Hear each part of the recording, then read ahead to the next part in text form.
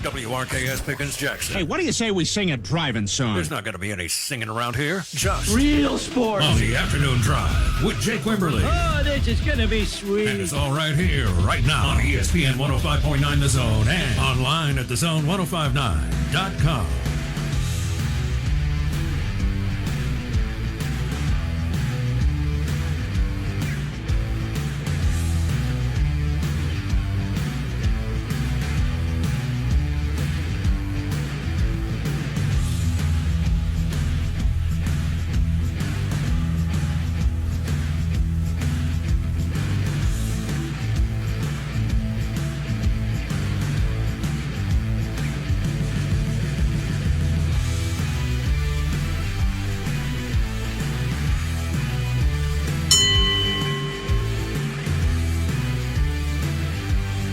Eleventh day of April 2024. Can you cut those up, believe it or not, just a little bit? Feels like somebody's jacking with that just a little bit. Just a little bit, even though I got the hearing aids in. Hey, glad to be with you on a Thursday. It is the Afternoon Drive. Champ of the Chair Sports Maven on a Thursday. And, of course, you can stream us on the zone1059.com. Had that been touched? Something wrong with my hearing aids. Maybe I need to check and make sure that they're actually on. Let me go in here to the app. You know, these things are on apps on your phones now. You know what? They probably were touched because Bill told me he was doing some work with the processor in here, so he probably touched the volume level too. Now it makes sense. It all comes together. Just like he deleted everything over here. Hey, we're brought to you by Ameristar Casino. Get out and play today at Ameristar Casino. Keith Hardy will join us tomorrow, kicking with Keith on Fridays, 4:30 here on the Drive. Get out and play. Enjoy 4 great restaurants. The Bottleneck on the weekend. A lot of good stuff at Ameristar Casino. Bet on the Masters. Masters. We'll get caught up on what's going on in Augusta here in a bit. 601-885-3776. That is the Cowboy Maloney's text line. 13 locations around the state. Online at cowboymaloney's.com. Get out, shop, make your house a home today with Cowboy Maloney's. We're also brought to you by our friends at Malone Roofing Services. Any issues with your roof, ecmalone.com is the website, 8337-MALONE. Commercial, residential roofing done right with Malone Roofing Services. And we are on X at Jake Wim. Brought to you by Clinton Body Shop. 2 locations there, Clinton and Richland. OEM factory certified. All the manufacturers you trust.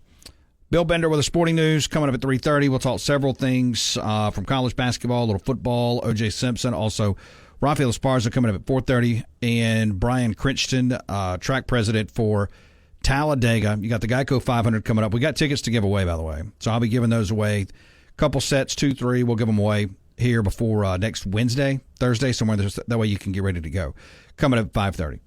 All right, a lot to get into. What do you make? The jokes are going to run, and they're not jokes, but then everything else. O.J. Simpson passing away. Everybody's going to go right to the court case. Everybody's going to go right to, was he innocent or not, and blah, blah, blah, blah, blah. But what do you make of O.J. Simpson? A life where Heisman candidate, played in the NFL, star as far as media is concerned, disaster struck that whole family, in jail forever, in and out, then ends the back end of his life on Twitter, doing some very weird things there. So, any thoughts on O.J. Simpson? My reaction was Jerry Seinfeld used to mockingly say, well, that's a shame. Don't care. Yeah. Don't care one bit. And I think if you read most around the country on X, and, again, that's a small sample size because not everybody's on Twitter or X. Not everybody's there. But looking at some of the sports figures and you look at some of the athletes, and that's kind of where everybody's at, sadly. It's just, don't care. Sorry. So, it is what it was. It is what it is. Do we use that phrase too much? Mm-hmm. So we need to put that on the list. We'll do that right quick. But, O.J. Simpson passes away at age of 76. Did you see the weird press conference for John Calipari last night in Arkansas? You didn't see this? The calling of the Hogs that looked like some weird just cult calling. It was very weird. John Calipari, though, says he met with the team and there is no team. Very, very funny line. We'll see if we can pull that up and play. He said, hey, I met with the team. There's no team. There's no players. Like, he has nothing. But tell you where you are in the NIL world. is last night they gave a standing ovation, and I can't remember the guy's name. Massive donor for the University of Arkansas. He's, I guess, the front guy for the money for their collective. They put him on camera, standing ovation for that guy. That's where we're at. Standing ovations for multi-million or billion-dollar donors. That's where we're at. So, but John Calipari is now the head basketball coach officially at Arkansas. Chris Vanini reports yesterday, I don't know if you saw this, Northwestern football will play the majority of its home games at its practice facility. Did you see this? At its practice facility on the lake for the next 2 years, similar to Hawaii. There will be temporary structures built around the field, capacity, and final configuration still to be determined. New stadiums expected to be open in 2026. So they're going to have a condensed size on their practice field playing their home games. But is anybody going to show up for that either? It is Northwestern football. So, yeah, you got this weird calling of the Hogs. I got this video right here. Barstool had posted it. I think Brandon Marcello originally took it as Arkansas celebrating their new basketball coach and then big-time donors. Speaking of donors, we'll get into this story. Kansas topped NIL payroll numbers in men's basketball for the 2023-24 cycle, spending more than $4 million in NIL money per John Talty, 247 Sports, inside the NIL approaches of the basketball teams that fared the best and the worst. Kansas topped the NIL payroll numbers this season, spent more than $4 million in men's basketball, got to the NCAA tournament, but didn't go too far. Also, Jackson Dart got a NIL deal with a jet company. You remember that? Now we have another quarterback that has done that. Texas quarterback Quinn Ewers has signed a deal with, I think it's the same one. Is it Nicholas Air? Isn't that what? So Quinn Ewers is on the Nicholas Air bandwagon for his, quote, private aviation needs. What do you think his private aviation needs are? What are your private aviation needs? I need to know your private aviation needs out there. 601-885-3776. What would be your private aviation needs?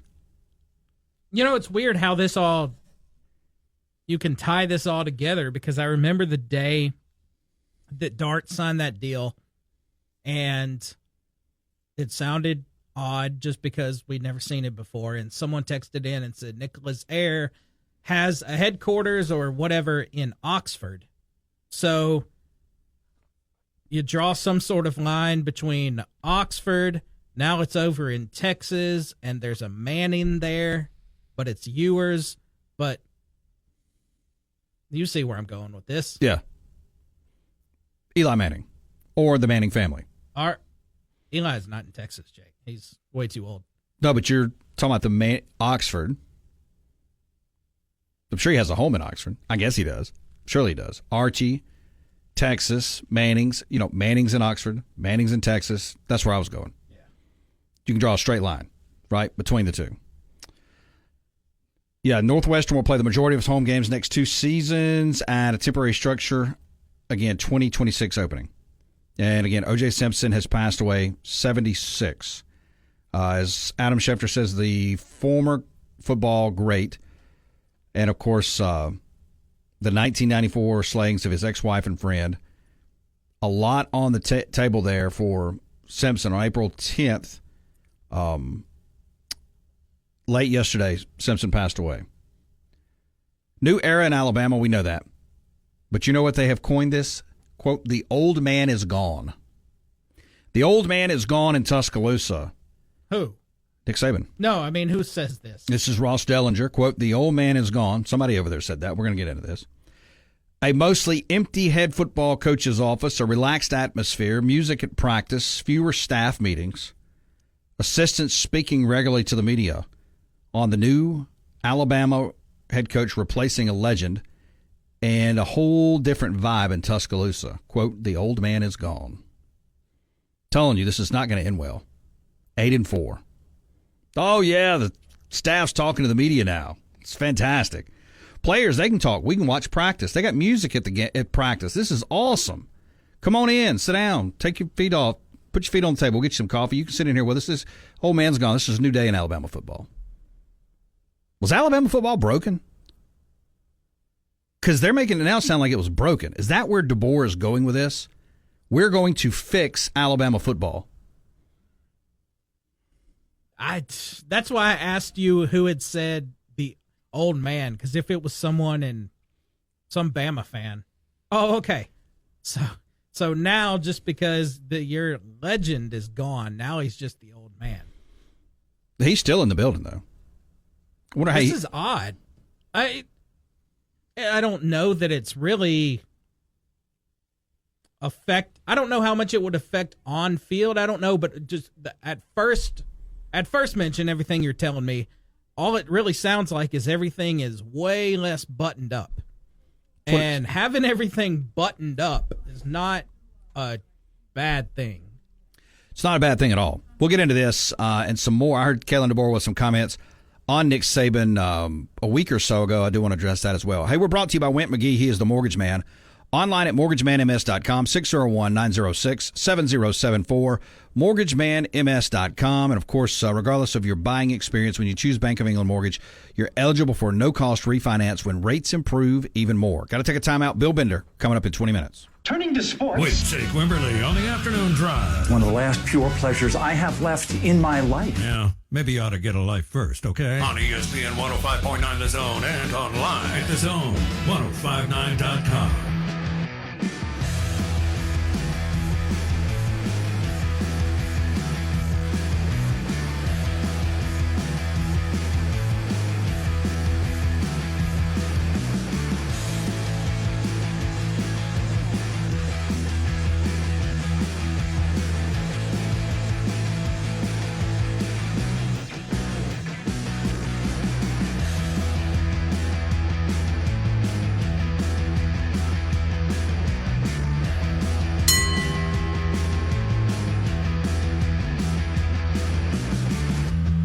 We're brought to you by Sound and Communications, online at soundcomav.com. Collaborate, design, and build with Sound and Communications. They've been around since 1955. Online at soundcomav.com. We're also brought to you by Ameristar Casino. Get out and play today. We'll have Bill Bender next segment from the Sporting News. All right, former Bengals Jets tight end C.J. Uzomah signs a one-year deal with the Eagles, for what that's worth. So he's going to play 1 year, or at least have a one-year shot at the Eagles. The Browns and star running back Nick Chubb have agreed on a reworked contract for 2024 to lower his base of $11.775 million. Sources tell Ian Rappaport and Tom Pelissero, with a chance to earn it back as incentives. So Chubb is working his way back from a pretty bad knee injury, but isn't going anywhere. Does that help Cleveland? Does it matter? Yeah, they definitely didn't need to lose him. I remember hearing that there were rumors that they were going to let him go a few months back. I thought that was terrible. So yeah, they don't need to lose him. So good. During an NFL Combine medical evaluation, doctors found that Alabama All-American corner Kool-Aid McKinstry has a Jones fracture in his right foot. Sources say McKinstry won't work out. Or excuse me, he didn't. This is back in March. He didn't work out in March at the Combine, but when you look forward past that, he had his Combine rechecks yesterday, and sources say the doctors deemed his recovery from surgery to be on track, and as expected, some good news heading into the draft for McKinstry, who was down and out at the Combine. There is, quote, 0% chance Dan Hurley leaves UConn for the Kentucky job. Matt Norlander reports this as an hour ago. Quote, they could offer $20 million a year, and he wouldn't go. So it looks like he is going to stay at Kentucky. We'll see which direction, he's going to stay at UConn, see which direction Kentucky goes. Baylor head coach Scott Drew will remain at Waco at Baylor, so he's not going to Kentucky either. Is Kentucky, are we figuring out maybe is not so good a place? Maybe John Calipari, not all the blame goes there. We'll see. Yesterday, told you about Damian Martinez, running back, Oregon State. Martinez rushed for 2,167 yards and 16 touchdowns in his first two seasons of college football. He's in the transfer portal. Well, he has listed quickly his top five. The U, Miami, Tennessee, Michigan State, Oklahoma, and Ole Miss. I would not be shocked if he ends up at Ole Miss just because of the need to replace Quinshon Judkins. He is not Quinshon Judkins, but he is a guy that scored 16 touchdowns and rushed for over 1,000 yards in each of his first two seasons. in college football. Again, John Calipari, do you think he'll find success in Arkansas? Nolan Richardson, former Arkansas coach, says, I would bet on Calipari eventually winning a national championship, and it won't take a long time. Nolan Richardson, what do you think? Why would we say that at this point in Calipari's career and all these first-round exits we've seen? That's a bold statement. Oh, it's extremely bold. A national championship, and it won't take a long time. I didn't know. This is just Arkansas guy being Arkansas guy. I think Arkansas feels that they can throw endless money at this and buy a championship. He's good enough to coach him. We're going to give him what he needs, and we'll go get it. And we know that doesn't always work. That does not always work. 10 programs to potentially open the wallet as the spring transfer portal window opens on Monday and goes to the end of the month. These are teams that are expected to be the most active. Alabama's one.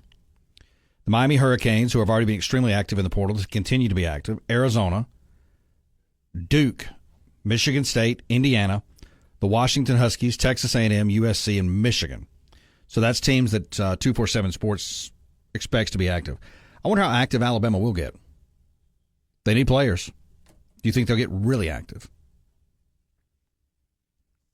Yeah, Tabor, he'll go get what he feels like he needs. Gator Matt, and you can text us 601-885-3776. Jake, I would call in today, but I'm in the middle of interviewing. Oh, I would call in today, but I'm in the he is interviewing for the Kentucky job. Do you think Gator Matt has a shot to get the Kentucky job? It sounds like nobody else wants it. So Matt's probably got a good choice, or got a good chance. Sorry. Yeah, got a real good chance at that. 601-897-1059. That is the Malone Roofing caller line. How do you replace a legend? Kalen DeBoer is bringing his own style to Alabama. Courtesy of Ross Dellinger, Yahoo Sports. DeBoer taps on the glass coffee table before him. Quote, "This used to have rings on it, didn't it?"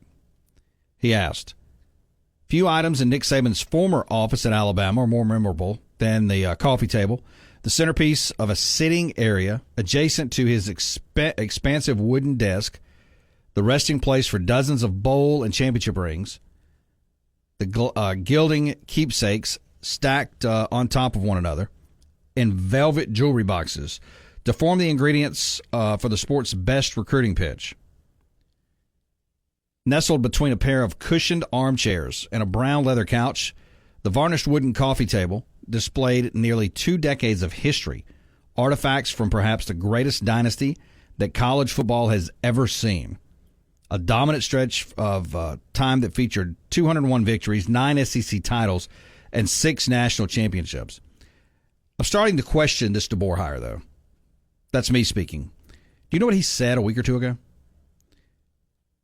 And I'm paraphrasing. He said, Nick Saban laid a good foundation. Is that what you call that? A good foundation.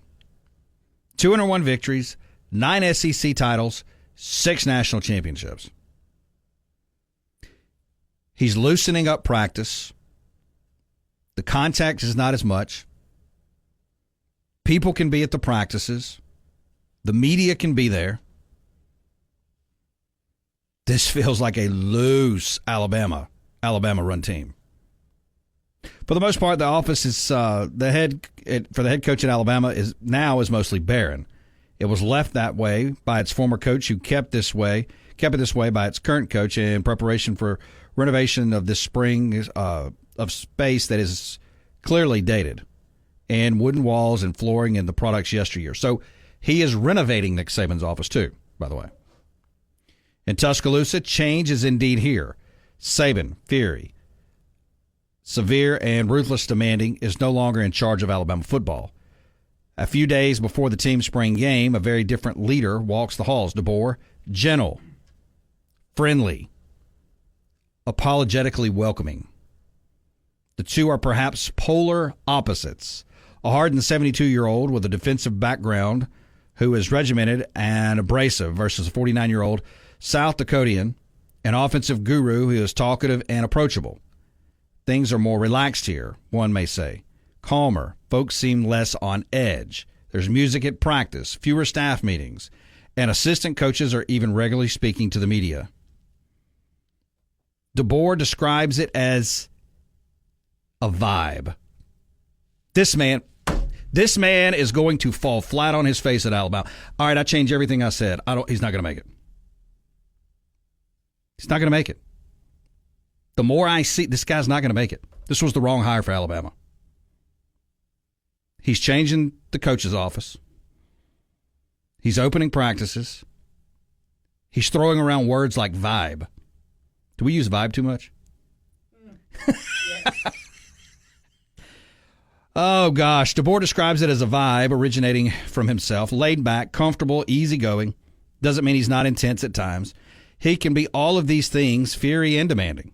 But that's not who he is all of the time, and that's okay. Quote, your experiences shape who you are. I've had multiple people say they don't know what way is better, DeBoer says, peering over the coffee table. In the end, the foundation of what it takes to win football games is more similar than it is different.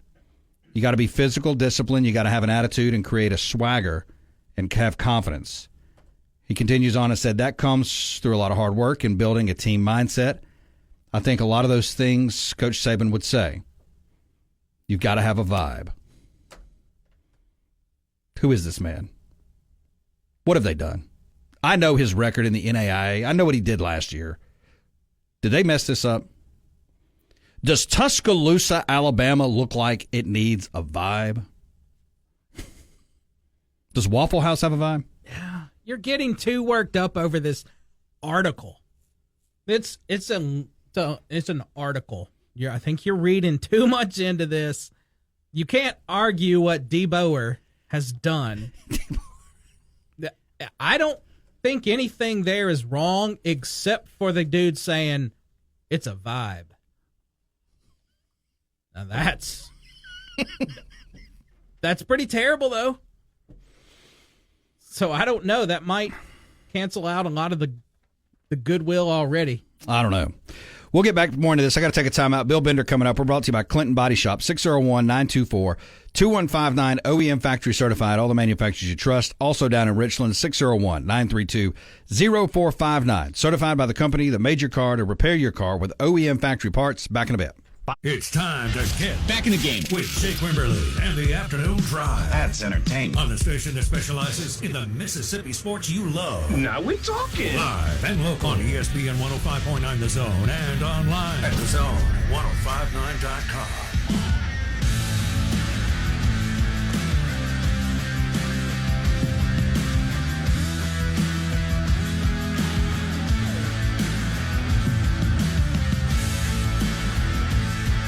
Moving through Thursday, it is the Afternoon Drive, brought to you by Capital Orthopedic, located in Flowood, Madison, Clinton, Brookhaven, Hazelhurst, and Kosciuszko.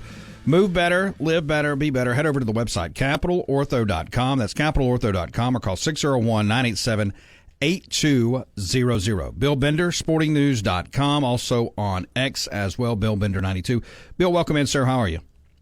I almost missed your call. I was watching Tiger Woods, and so I'm sure 40-something men like me, they just get lost when we start watching him. And all these years later, I still enjoy that first round of the Masters. No, there's no doubt. We were talking about it yesterday, just kind of the betting lines for the Masters, and, of course, Tiger way on down the line. I said, I wonder how many people will take a flyer on Tiger just to hope that, hey, maybe he's got it one more time. You know what? I think I can say this on here. I put $2 down on it just for fun. And, if he wins it all, we'll have a couple bucks, take the wife out for dinner, and go from there. But it does give me incentive to watch. And he's just it's still all these years he's the most captivating show in golf, which is very interesting. Oh, there's no doubt about it. No doubt. Bill, O.J. Simpson obviously passes yesterday, and you kind of look across the sports world and mixed messages. Obviously, we know everything about his life, but it seems like a lot of people are trying to. It's hard to kind of find what to say. But when you look at O.J. Simpson, I mean, there's the football side and the sports side. There's the personal side that was obviously a disaster and everything that went on off the field. what do you actually, when you hear O.J. Simpson and do you hear that name, is it forever going to be everything with what happened off the field, or will people remember on the field? Well, it depends on the generation. Yeah. So if you're like I said, you're 44 like me, it's less. You really didn't get to see him play, or you don't really remember him playing for the 49ers. It's more actor and Bronco chase and the trial. And, for guys that were my dad's age, I remember my dad telling me that, hey, man, OJ was one of the best college football players I've ever seen. And then you take that to Buffalo, and then his later life obviously became a little bit of a circus. But I don't think OJ, we were talking about this in our office today, I don't think OJ hits that younger generation quite like he hits ours, because I just think, it's almost like you had to be there to experience the Bronco chase and the trial and the mass media that surrounded his life. Very complicated thing. But I'll probably watch OJ Made in America again as a result. Yeah, look, when I was in college, I was a freshman, or maybe I was right. I can't remember. We had a Comp 1 or Comp 2 class. It was a summer class. The entire class was writing assignments on that whole trial. Like, I remember it like it was yesterday. It's crazy. Oh, yeah. And I remember the Bronco chase from the standpoint of, I mean, could you imagine? I can't imagine in the social media age of today if they broke in on an NBA Finals game to follow somebody like that.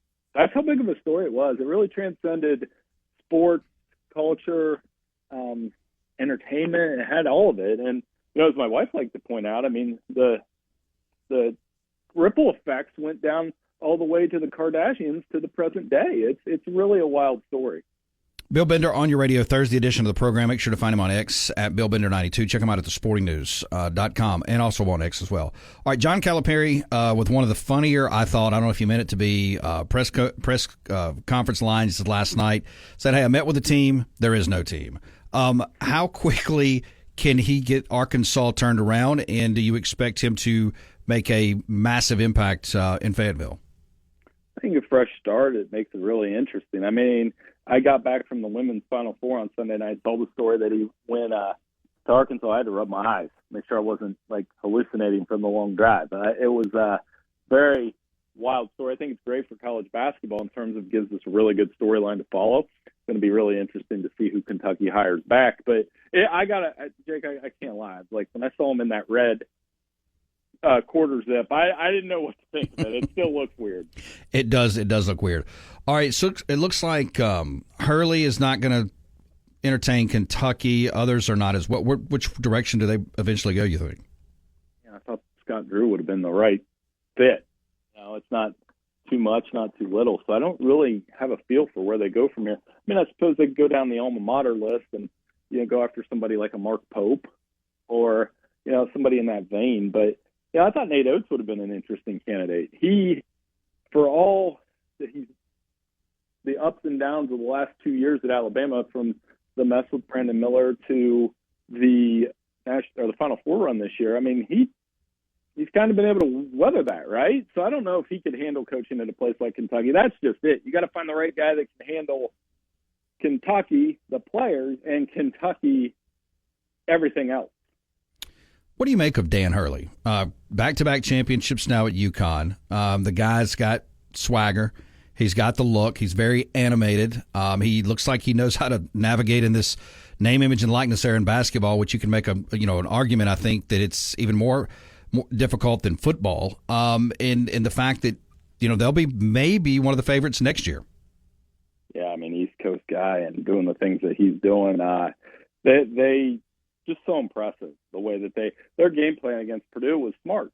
They let Zach Edey do what he did, and Purdue only made one 3-pointer. I thought Purdue had to make at least 10 3-pointers to win that game. East Coast guys, so like a Midwesterner like me, obviously he rubs some of my friends the wrong way, but I don't think he cares. He's good for the game. There's no debate right now that he's the best active coach in the game, when you consider that the only other coach with multiple natties at his school is Bill Self, and the only coach with multiple natties in the sport right now is Pitino, which, by the way, what are the chances he would go to Kentucky? It would be amazing if he did. I don't think it's going to happen. But that's the class that Hurley's in right now. Let me ask you this. The second transfer portal window opens Monday. We'll go for 15 days, and it will be a very, very hot time. So you look at some teams like Alabama, possibly need to making some moves. Maybe Miami. You look at Washington, USC, Michigan. Would you expect? We saw Colorado last year. Deion Sanders really flipped that roster in the second portal window. Do you expect to see a team or two with not Colorado movement, but with some big movement? Well, I mean, Michigan, it'll be interesting to see if these are the quarterbacks they're going to ride with into the regular season. Ohio State's going to have some changes on their roster that they have already. I mean, I think quarterbacks are so interesting. Which ones go in the second wave? Because I put together a Big Ten quarterback preview for next year. And before this second window opened, they have 9 of their 18 are transfers. So, I mean, we know, you and I both know this is the way the game has gone. It's not going that way. It has gone that way. So I anticipate there'll be some more changes along the way. Let's finish it up with the National Football League. I'll try to grab you before the draft as well, or right after the draft. Obviously, every year is a new crop of quarterbacks. We, always talk about the crops, and can this be that special group? You look at Caleb Williams, looks like he's slotted for 1. Maybe a Drake May or Jalen Daniels at 2 and or 3. J.J. McCarthy's moved up. Bo Nix. Do you think the draft, at least at face value at quarterback, is as deep as it looks like potentially? Or, is this just, again, another instance of you got to have a quarterback in the NFL and there's some guys that people are just going to reach for? Yeah, I think it's more of the latter. I mean, I'm not talking down about any of these guys. I just think that Caleb, Drake, Jaden, JJ, they'll all be first-round picks. Michael Penix will probably get drafted in the first round, and maybe Bo Nix.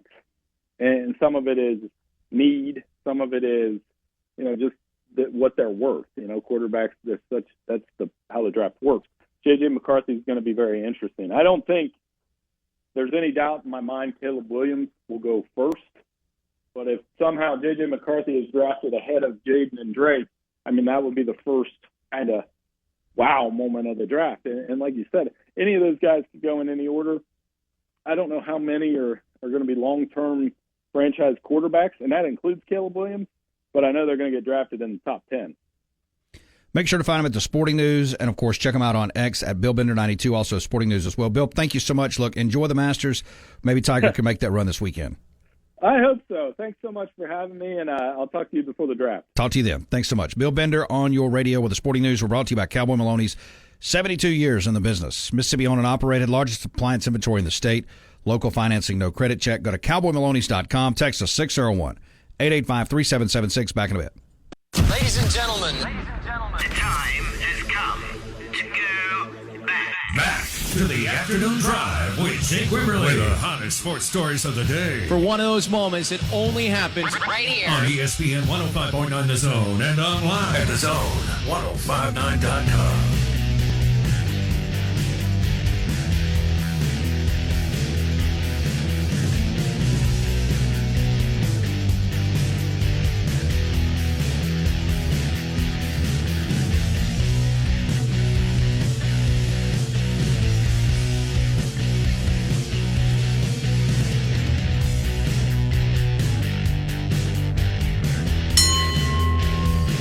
Brought to you by the MHSAA. Officially become official today. MISSHSAA.com, 601-924-6400. Our good friends with the MHSAA will have the 2024 baseball championships coming up here before you know it. Thanks to Bill Bender jumping in, talking O.J. Simpson, Life of the Juice, also talking a little basketball, Dan Hurley, college football, a little NFL as well. Raphael Esparza coming in at 4:30. All right, let me check in here. Let's go to the Masters leaderboard. What we got? Let's see. Where is... There we go. Leaderboard. Let's just see what's going on. Day one. You got Bryson DeChambeau at the top, -7. He is in the clubhouse. He has a 3-stroke lead over Danny Willett. And Ryan Fox at -3, tied with Matt Fitzpatrick. Just looking down through here to see some names. You still got some guys on the course, a lot of guys on the course, because they didn't start till later today. McIlroy, -1. He's 12 holes in. Tiger Woods, -1. He's 2 holes in. How about that? Tiger going to make a run? You don't think he's going to make a run? Hey, you got him at like 100-1. Bill said he put $2 on him. JM, you can text us 601-885-3776. Jake, I'm willing to give DeBoer a fair shot. I'm not enamored with the loosening of everything in the program. Think what we will see is a very undisciplined team, though, which gets you killed in the SEC. It appears that KD is trying to be his player's pal instead of their leader. That doesn't work with parenting either. Look, the guy wins. There's no doubt. Kalen DeBoer wins. Everywhere he's been, he's won. It's just and it may work. It may work. It's just a drastic way of doing things. And it doesn't mean, look, 2 plus 2, what's that? What's 2 plus 2? 4. What's 3 plus 1? What's 1 plus 3? What's 0 plus 4? 4. There's many ways to get to 4. My point is this. You can get to the end a lot of different ways, which is winning, right? You can run the wishbone. You can run power spread. You can throw it around. You can be buttoned up. You can be not so buttoned up. As long as you get to the end, 4, then you've won. But, trick question, 5 plus minus 1. 4. I don't appreciate one bit this impromptu math quiz. You never know what you're going to get here, right? You see what I'm saying, though? You can get to the end result several ways. So I'm not here to really just rail on DeBoer, but I don't like – I feel like it's a very drastic change. Do you think it works? Oh, well, works. What is works, though? That's why we always have to quantify these things. Is it going to work to the level of who you just lost? That's a huge shadow over this. I don't know that it's necessarily fair. Saban he's going to cast a huge shadow over this. So works as in a winning team. Yeah, but I can see what JM is saying. But one thing JM says, what is the word he used? Undisciplined. You know, even in the last in Saban's last 2 seasons, a lot of times that looked like an undisciplined team already. Well, so it could get even worse. It could. I don't think, and I don't care who you run in there. If it's DeBoer, if you bring back Joe Paterno, Bob Stoops, I mean, just pick a coach. Nobody's going to win at the level Nick Saban won. It's not going to do it. I don't know that Kirby Smart will continue to win like he's winning. And what I mean by that is I don't know that he's going to win 2 out of every 3. The discipline factor, well, let me back up and say it like this. Prior to opening the floodgates with NIL, coaches still had a semblance of total control of a team. Now they don't. And I think what you're seeing with Alabama, and you mentioned it the last few years with Nick Saban, they didn't seem as disciplined. I don't know that you can throw all that on him either, because a lot of these guys are just doing what? They're looking at the money. And that's going to have to be reined in a little bit, because what you're going to see is we're already seeing some of this. Nick Saban has spoke of this. It isn't that the athletes themselves have changed. Their mindsets have changed. Greatest athletes ever right now. You talk about athletes, greatest athletes ever, unless you believe in a, generation that was lost that people talk about that maybe they were even better than we are. But greatest generation ever as far as athletes, but their minds are changing. So their focus is changing. Does that trickle into the National Football League? Do the NFL teams start getting players that aren't mentally as dialed in as what they were 5 years ago, 10 years ago? And Nick Saban back at Alabama, just even a short time, he had total control on college football. They could run the money under the table. They had as much money as anybody. They were buttoned up. Saban was sending players to the NFL. You couldn't transfer out. Everybody wanted to go there because, like the coffee table in the story, with all the rings, hey, I can go there and eventually I can get money. I can get paid a little bit here and I can go get money. Now you can go get money anywhere. You can get paid big at SMU. You can get paid big at Nebraska. That's what you're worried about. Jason in Flagstaff. I remember Roddy Piper chasing Goldust in a white Bronco. Do you remember this? Because I do not. I've seen clips. St. Louis Vic. So which team will stash one Thomas the Ring King Brady as an emergency quarterback? Apparently he's willing to suit up again in the capacity. OJ is a lightning rod topic of which I'll stay away from. I did have that teed up. Have you heard this of Thomas Brady? No. It is out there. Tom Brady, since Vic brought it up, thank you, Vic, admits he's open to an NFL comeback, but could face a major hurdle. At this point, it's very hard to imagine we'll ever see Tom Brady play another snap in the NFL. However, it does sound like the man who will celebrate his 47th birthday later this year hasn't ruled out the possibility entirely. It's been more than a year since Tom Brady announced his decision to retire after 23 legendary seasons where he cemented himself as the greatest quarterback in NFL history while winning 7 Super Bowls and earning Most Valuable Player honors 3 times. I think he is. Do you think he's the greatest ever? We're still having that debate. And I still can't say 100% yes. He's the most accomplished ever. We'll give him that. And we'll get off into this story about Tom Brady when we come back. Could Tom Brady make a comeback one more time? We'll see. We got more on this. We're brought to you by BCI. Go to bcipeople.com, 601-427-4185. Begin your protection plan today. Don't be held hostage over your network and data. Visit bcipeople.com. Raphael Esparza coming up in 30 minutes. The number you have reached. WRKS Pickens Jackson. From college football to the NFL to high school football. 365 days a year. Hear it all on Jackson Sports Authority. Live and local at 105.9 The Zone and online at thezone1059.com. Now let's get back to the afternoon drive with Jake Wimberly.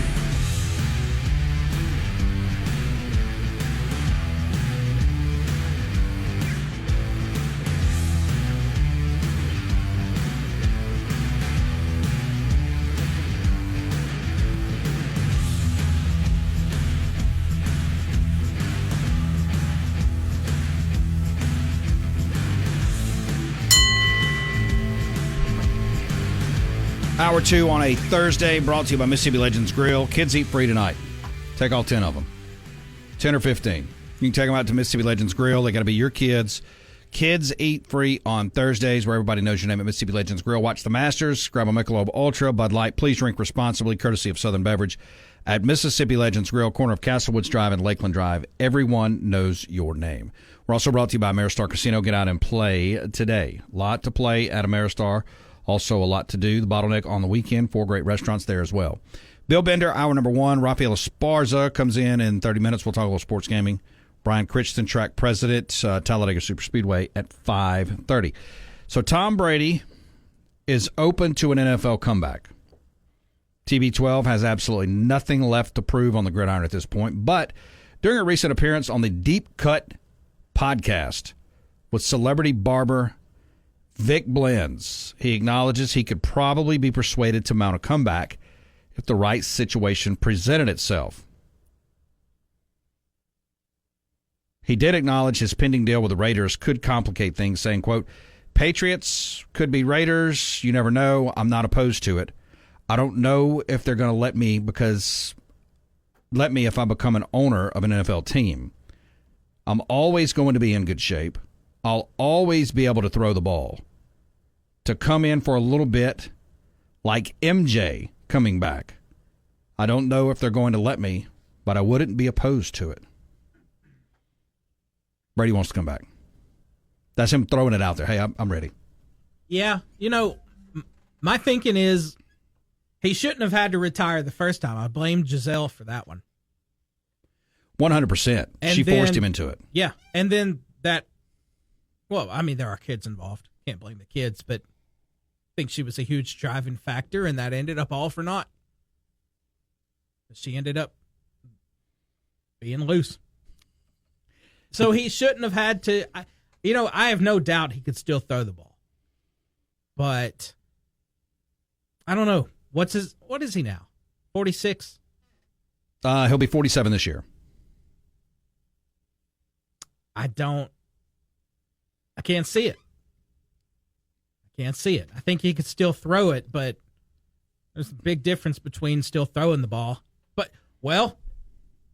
But you can't get touched. He was the one that created that. So that would help him all these years later. I don't think so, though. I think it's still it's too late. It's too late. He should have stuck around, and then he wouldn't have to come back if we're going to go that route. I agree, 100%. Jason in Flagstaff. Man, I wish I could get the city to advertise on y'all's station. Sports Clips is killing me. Oh, you're on the stream. I've been bald for like 20 years, so 4 straight haircut commercials is exceptionally cruel kick in the pecans. I finally heard what these people are talking about with this Sport Clip commercial. I was listening to Colin Cowherd the other day coming in one break, one stop set. I literally heard the Sport Clip commercial 4 times. So dynamite job on that, Alpha Media. I get what Jason is talking about. Their Sports Clips is coming in buying it. Sounds like inventory all over the country then. Wherever it's available. It's buying it up. Lapping it up. Hey, let me ask you this. Do you like Russell Wilson? I never I don't dislike him. I never had any sort of issue with him until a couple years ago when that cringeworthy Subway stuff started happening in the Broncos country. Let's ride. And he was trying to be a star. And then the whole story about him having an office and personal coaches in the Broncos facility. I don't dislike the man, but that kind of rubbed me the wrong way. So Russell Wilson, I think, is a very arrogant guy. I think sometimes we saw the problems he had in Denver with Sean Payton, and we know about the Subway commercial was really stupid and his gimmicky phrases, which is fine. Players do this; they've done it forever. But Russell Wilson, I think, is trying to take credit for something that he shouldn't take credit for. Now, we know that over the last 20 years, the emergence of the black quarterback has really taken off in the NFL. Really, really good quarterbacks. And you look at the league today and the way it's set up. I mean, from Jalen Hurts to Patrick Mahomes, Lamar Jackson, C.J. Stroud, a lot of really good African-American quarterbacks. And the best in the league are African-American. But Russell Wilson is taking credit for all of this now. Did you see this? No. He did. He was on a podcast. He said, for me to be able to go back-to-back Super Bowls and win one of them, I think I opened doors for people, especially Patrick Mahomes. So he is taking credit for Patrick Mahomes. East Bay Chris on Twitter was on this podcast. Facts. Patrick Mahomes would be working graveyard shifts at the local Amazon delivery center if it weren't for Russell Wilson and the sacrifices and trailblazing he made. He's a martyr. Call him Russell Jesus Wilson. Can you believe this? We forgot about Donovan McNabb, Warren Moon, Doug Williams, Dante Culpepper, Michael Vick, Randall Cunningham, all before Russell Wilson. But he is taking credit for Patrick Mahomes. What is wrong with this guy? If I remember right, he was drafted in 2011. A lot of history happened before then. A lot of quarterbacks before you. I mean, how dare you? He's a good quarterback. He's won a Super Bowl. He's done a lot of good things. Is he a Hall of Famer? Second ballot? Third ballot? Second. I can't let him take credit for Patrick Mahomes, though. Of course not. I mean, I don't know that anybody can take credit for Patrick Mahomes. Can they? I don't know that Russell Wilson should be taking credit for anybody. Yeah, I just thought that was a very, very weird flex. 601-885-3776. KO says, shut up, Brady. So, yeah, are people tired of Tom Brady? Like, are they exhausted with Tom Brady? I would think so. All right, let me move forward here. Transfer portal window, we told you, opens next week. Monday, It'll go for 15 days, 15th through the 30th. Before I get into college football transfer portal, 7 schools with work to do. Unnamed texter. Only Patrick Mahomes' mama can take credit for Patrick Mahomes, right? I'd give it to Patrick Mahomes' mom, not giving it to Russell Wilson. Do you think Patrick Mahomes can become the greatest quarterback in the NFL ever? I do too. I think he can. If he stays healthy. Now, obviously, got to have some good things happen, like need to keep your coaching staff intact, at least at the head. Because give him credit or not, I think you have to give Belichick credit to go in line with Brady, don't you? There were moments in time where Belichick made really good moves in the draft. He let players go when a lot of people questioned it, cut salary cap, brought new players in. I just think the game has passed him by. Same way with Patrick Mahomes. I think the tie with Andy Reid, as long as he can play for Andy Reid, not that Andy Reid's making Patrick Mahomes, but they kind of make each other. That's where I'm going with that. All right, teams with work to do with the transfer portal. 1, Michigan. Michigan needs a quarterback. Michigan, of course, with a new head football coach, a lot of guys off to the NFL, Blake Corum, J.J. McCarthy, and more. Michigan's rise from 2-4 in 2020 to 3 straight Big Ten titles in its first national championship since 1997 could be pinned on one reason, but transfers, or can't be pinned on one reason, but transfers certainly factored into the incredible turnaround. Michigan isn't a volume transfer team, but has targeted key additions such as offensive linemen like center Olu Watami from Virginia, offensive tackle Ladarius Henderson from Arizona State, and several others. The big question this spring is what Michigan will do at quarterback after losing McCarthy to the National Football League. Offensive coordinator Kirk Campbell, who worked with McCarthy and other quarterbacks last fall, went through spring practice with a group that lacks field time outside of seventh-year senior Jack Tuttle. He's from Indiana, no less. Michigan would move forward with Tuttle, or could move forward with Tuttle. There's also guys by the name of Alex Orji, Jaden Denegal, and a few more players on that roster.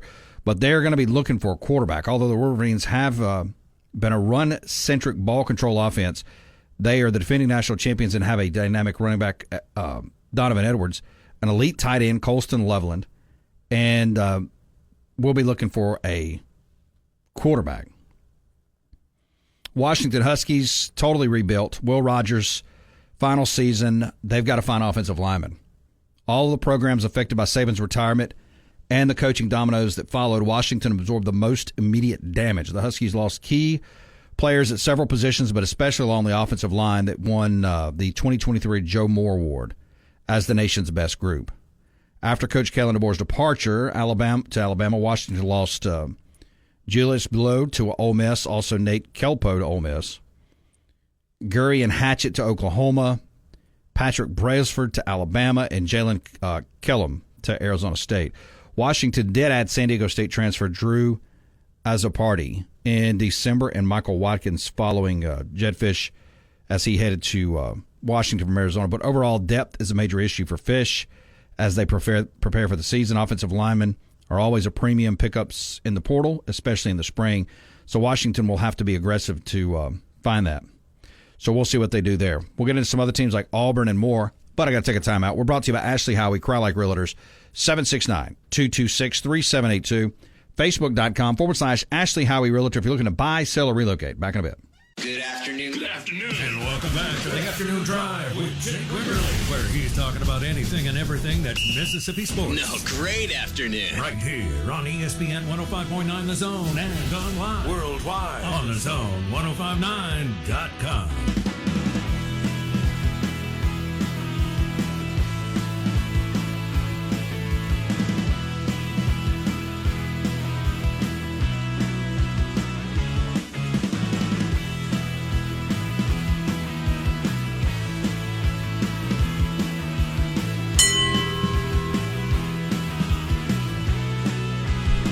Brought to you by Rebel Hardware, Rebel Outdoor Power. That's Rebel Ace Hardware, and of course in Pearl, Madison, and other locations as well.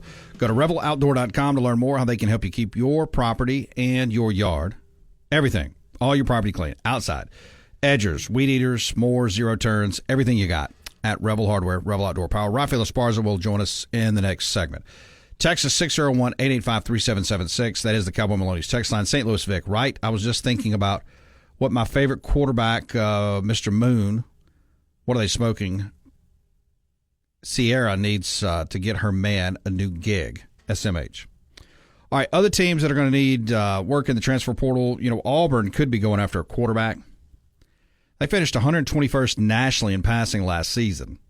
Auburn made an offensive coordinator change, Philip Montgomery to Derek Nix, and promoted a new quarterback coach, Ken Austin. Despite some initial attempts to add a quarterback in the winter transfer portal, or period, the room stayed the same, and backup Robbie Ashford transferred to South Carolina, underscored the need for another established quarterback. Auburn went through spring with Peyton Thorne, who has 3 years of FBS starting experience and could recapture what he did in 2021 at Michigan State, which was 3,240 yards, 27 touchdowns. Thorne worked with the first-team offense in practice this spring and certainly could keep the job, but Auburn also saw middling performances from him last season. So they could look into the transfer portal. The Tigers added some help with Georgia State wideout Robert Lewis, Maryland tight end Rico Walker. He's a very nice tight end, and Cal's Sam Jackson IV. The Miami Hurricanes will be looking for a running back and a defensive back or two. Alabama needs defensive backs like crazy. Alabama needs a lot. You realize Alabama does not have a starting defensive back? Not one. Secondary is going to be totally new. The best wide receiver gone. Telling you, it's an 8-4 football team. How many games do you think Alabama's going to win? 9. I'm still at 9-3. But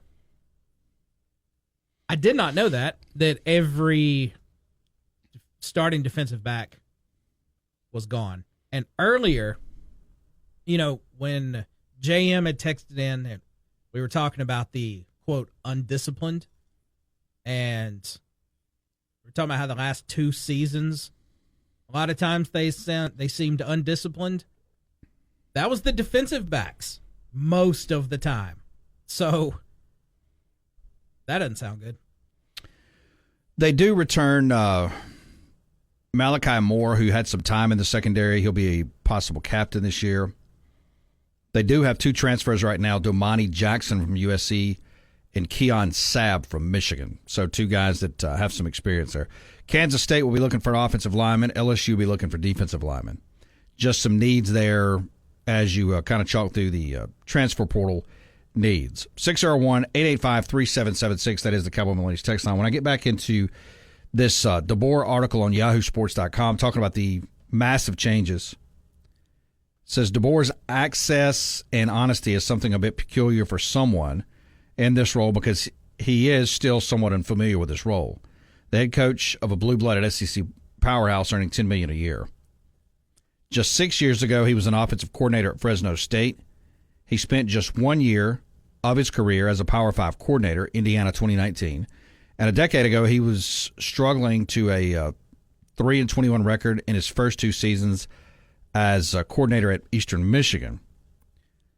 Quote, there are some moments where you said, this is hard. DeBoer acknowledged, my first 15 years of coaching, I averaged making around $50,000 a year. But a humbling upbringing at the group of 5 and NAIA levels has morphed into one of the most staggering starts as a head coaching career in recent college football history. He's lost 12 games in 9 seasons as a head coach, Sioux Falls, Fresno, and Washington. He's won 3 championships, all NAIA and Sioux Falls, 3 bowl games, 5 conference titles, and a playoff berth. He's tutored some of the game's most recently brilliant quarterbacks and manned the sport's most electric offenses.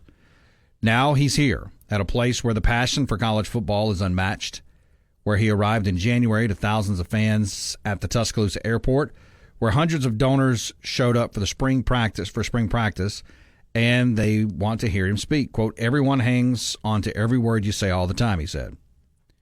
DeBoer is a father of 2 daughters, 1 high school senior, and who will remain in Seattle to play softball for Washington, and another 6th grader whose passion is horses. The family will soon close on a home in Tuscaloosa, and next week will sell their home in Seattle. He's not ventured out much since arriving here. I wonder if he's been to Dreamland. Do you think he has been to Dreamland if he's not ventured out much? If he likes good barbecue. I don't know that they eat barbecue in Seattle. No, but they do in Tuscaloosa. But he's not from there. But he's there now. Therefore, he's been to Dreamland because it is an institution. All right, I'm trying to poke fun at your constant, how you shattered my dreams years ago about Dreamland. Well, you just got to go make the decision yourself. What, you're done with that? Let me tell you the top foods to eat in Seattle, and you tell me if you think this man has ventured into Dreamland. Oysters, Dugan's crab, lobster rolls, chowder, sushi, poke, I don't even know what that is, the Seattle dog, and Thai. Oh, I love Dugan's crab. Did I say that right? I'm also a fan of Dungeness crab. Well, emphasis. Do you think with this diet, this man is going to go to Dreamland? Well, yeah, he's got to assimilate himself to the locals. So you think he's just going to morph himself into a barbecue nut? Yeah, because he ate that stuff because it was there. But it's not, I wouldn't imagine that there's a ton of that going on in Tuscaloosa. I don't know, maybe Tuscaloosa's upgraded, though. I've never spent time there. PT for MSU, Dreamland ain't what it used to be. You need to just go find it for yourself. Let's see. You've ruined it for me. I will never try it. Oh, it says right here, I didn't even see this. I hadn't got this far. It says he's not ventured out much since arriving here. His sole focus is preparing the team from the facility to his temporary on-campus housing. Yes, he's gotten lost a couple of times. And no, he hasn't yet tasted Alabama's famous barbecued ribs. Well, there's the answer. See, I don't know that this man, who is a kale and Thai eater from Seattle, who uses words like vibe, is going to fit. He feels more like he should have took the USC job if it would have been open. Okay. All right. So far, then, just based on this, what we've been talking about, which sounds like a worse fit? Is it this or when Brian Kelly pulled his stupid nonsense at LSU that time, or those couple times? Well, at least the boar hasn't come out with a country accent yet. Could that be coming? The rubber chicken circuit, the speaking circuit's here. It's fixing to be here. Spring practice is going to be over. That it's meet, boosters and go to all these functions in the summer. Could we see Kalen DeBoer bust out on the scene with a country accent? No. Holding a spare rib in his left hand. No, because Brian Kelly showed you what not to do. Yes, he did. Hey, we're brought to you by Mac Haik and Madison Gluckstadt. Get that great Mac Haik feeling today. Madison Gluckstadt, and of course, online and on site. CDJR, that's Chrysler, Dodge, Jeep, Ram, and Chevrolet. New and used inventory. Online at MacHikeMadison.com. On site as well. Raphael Esparza coming up next. Okay, we're back. I'm ready. It's more of the afternoon drive with Jake Wimberly, where he's live and local on Jackson Sports Authority, ESPN 105.9 The Zone, and online at thezone1059.com.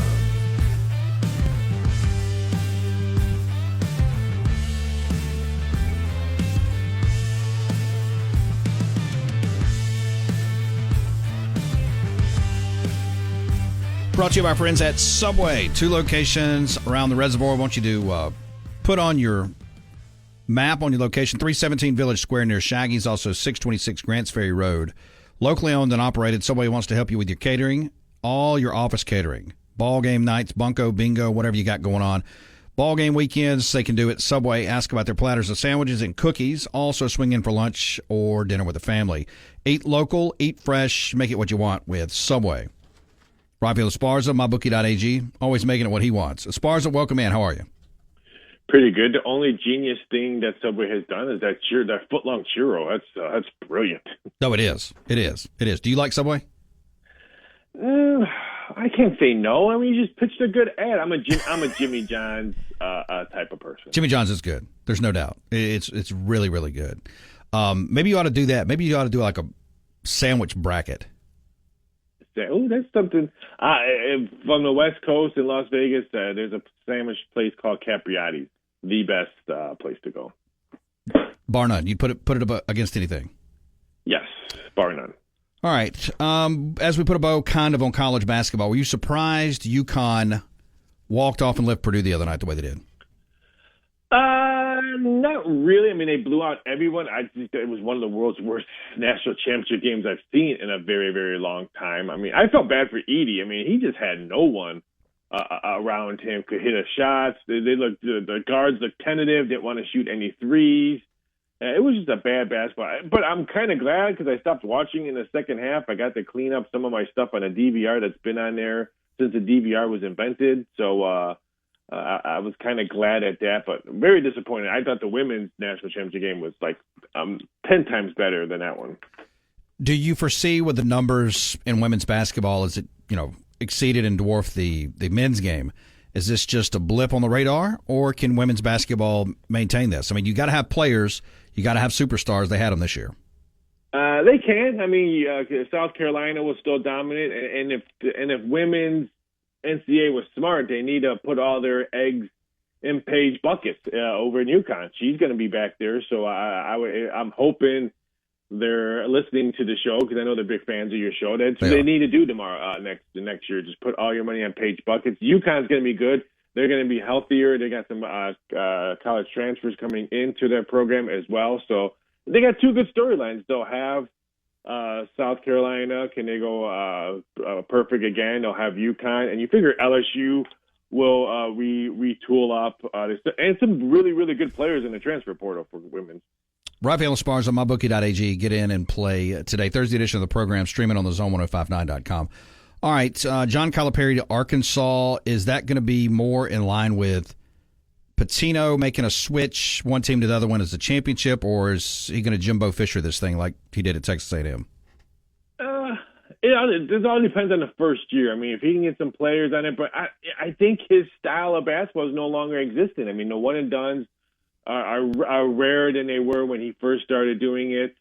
I know he's got Walmart money in Arkansas, so he's going to be able to do a lot of stuff, but it's going to be very interesting to see what he does in Arkansas. I'm still blown away that Kentucky has not focused on one person and all that. I still think it's Billy Donovan. I think once the bowl season is over, I think the longer Kentucky waits on announcing something, the more it's going to be a big name. It's not going to be anyone else. I think it's going to be a big name that they choose.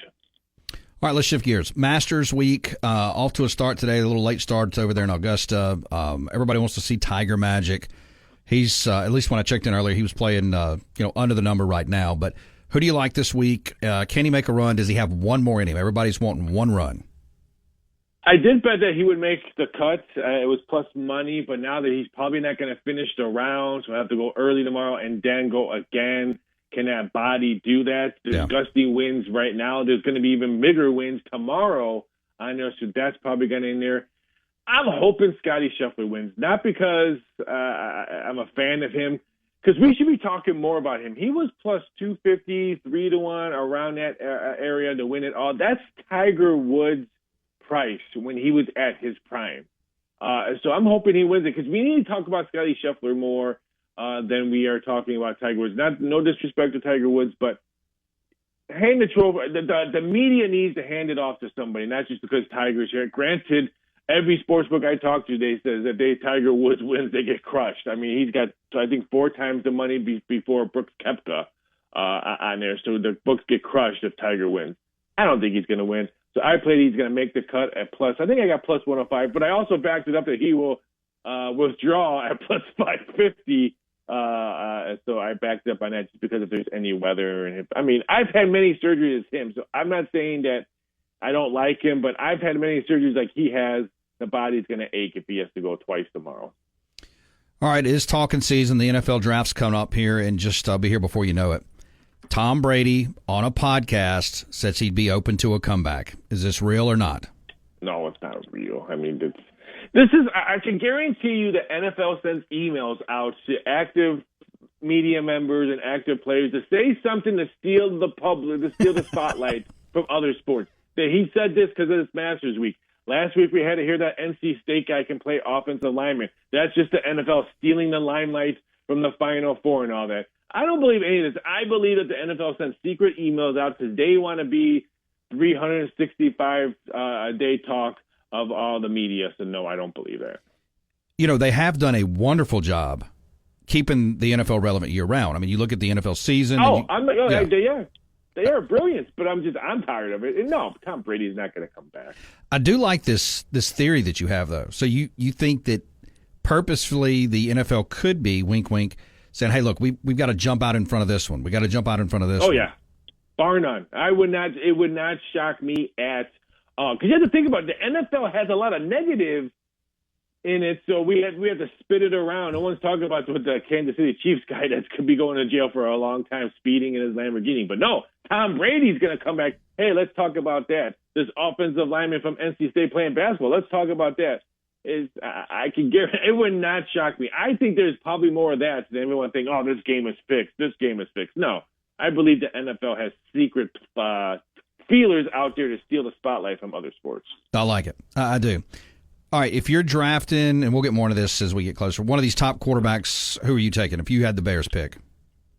If I had the Bears pick, I probably wouldn't take the one that they're going to take. I'm not sold on the LSU guy because he only had one good year, and he reminds me of Richardson last year, a bunch of legs and might get hurt. So I mean, granted, I hope he doesn't. Don't get me wrong on that.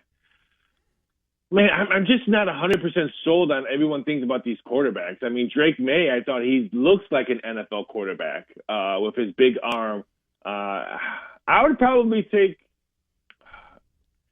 take Caleb because if he is the next Patrick Mahomes, like what people say it is, and you miss out on him, you lose careers and jobs if you don't. But I'm hoping for Michael Penix Jr. to have a good season. I know he would be the number one pick if his knees weren't, if he didn't get hurt all those years in Indiana. I'd like the kid. He's left-handed. I'm left-handed. I always cheer for Southpaws.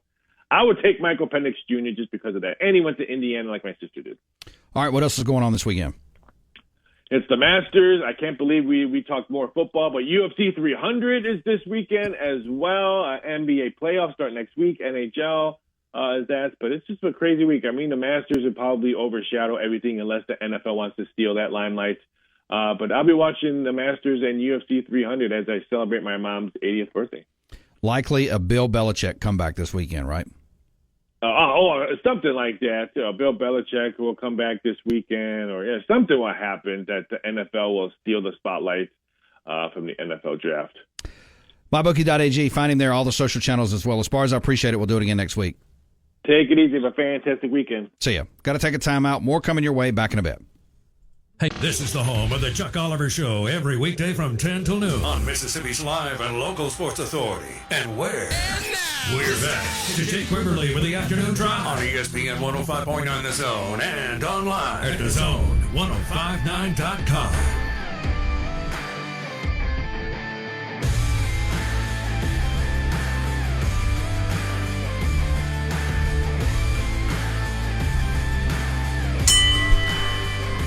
Appreciate Raphael Esparza, MyBookie.ag. Jumping in, we're brought to you by the Westin Jackson. Go to WestinJackson.com to learn more today. Make it your place to stay in the metro when you come in town. Also, staycations whenever you want on the weekend as well. Just get away, but not too far away. Tucked away downtown, the Westin Jackson, WestinJackson.com. Estelle Southern Table. They got you teed up for lunch, dinner, and breakfast, and, of course, Soul Spa as well. Go to WestinJackson.com, 601-968-8200. Brian Chrichton will join us in about 5:30. All right, let me get caught up over here on the Cowboy Maloney's text line. We were talking about Kalen DeBoer, and I've been going through this Yahoo Sports piece on old Kalen. Scotty, Jake, Tuscaloosa is in Alabama, which is a coastal state. That is true. I'm not sure how far Tuscaloosa is from Gulf Shores area, but we have those seafoods as well. No one wants to go to cities like Seattle just to have seafood. That's silly. I understand that. That's not my point. My point is, let me ask you this. Do you think, and let me get a couple more of these in here real quick.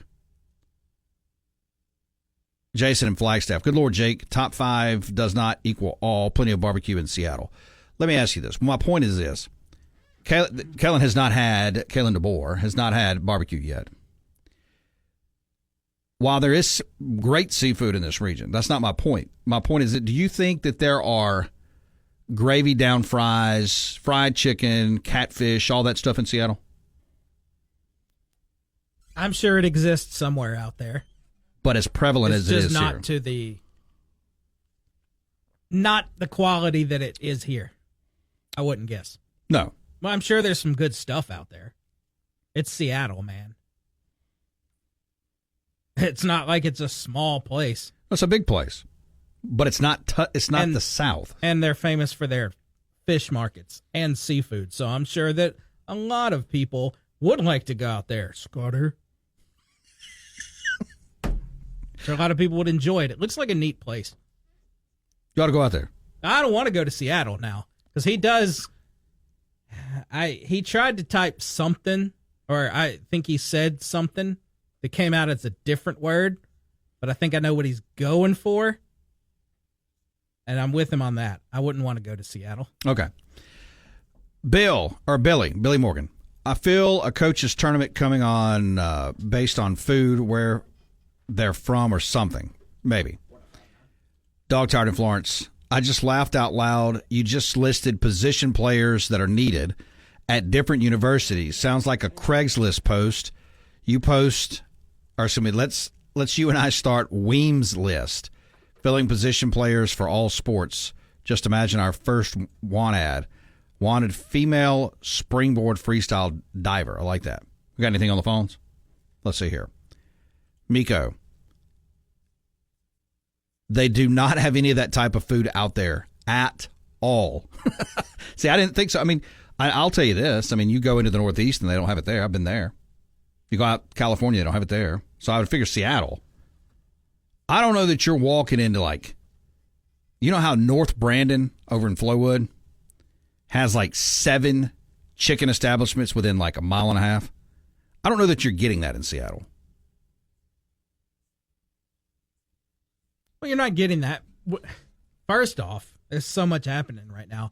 What did you say they don't have in the Northeast? Oh, they don't have the kind of food we have down here. Not like this. You go into Rhode Island, Boston, places you're going to have different stuff. I mean, you have stuff that they're not going to be eating gravied fries, fried chicken, mashed potatoes, sweet tea. If you really want some bad sweet tea, order sweet tea out in California. It's not sweet tea. Mo, you don't go to a steak restaurant for seafood or vice versa. I want my oysters straight out of the water. I agree with you, Mo, 100%. And I love oysters. Nick, only thing Seattle ever produced worth a flip was Lane Staley and Chris Cornell. Roll Tide Blair. I missed some of this conversation, but Chuck's Fish in Tuscaloosa has some of the best seafood in the world. It's FedEx Weekly from Harbor Docks in Destin. Let's go to Winslow. Winslow, welcome in. Jake, how you doing, buddy? Good. How about you, sir? Pretty good. Listen, my daughter lives in Seattle. She's a graphic designer, went to an arts college, so she fits right in out there. But we've been several times, and it is a beautiful city to visit. I can't tell you what it's like to live there, but it's a beautiful city to visit. The Space Needle and different things. They've got a really nice waterfront there. There's no beaches or anything, but it's a really neat place to go. But what I'm calling to tell you is that there's a Mississippi family up there who runs a Southern soul food restaurant that I have been to.